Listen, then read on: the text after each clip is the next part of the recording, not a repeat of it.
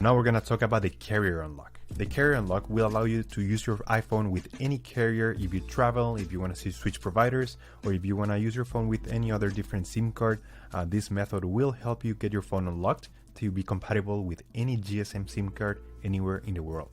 This is 100% legal. Your phone will not be damaged in any way. It is in fact very positive and beneficial for the iPhone to be fully network unlocked.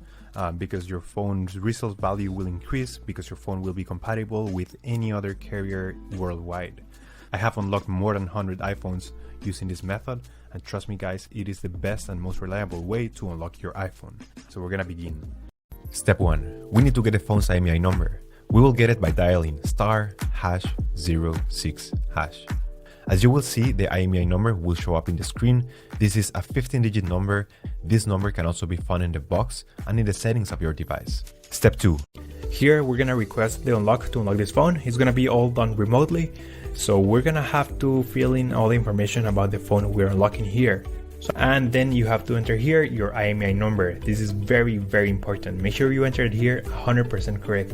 If there's a mistake here, this method will not work. The last step is to enter your email where you want to be notified once your iPhone has been unlocked successfully.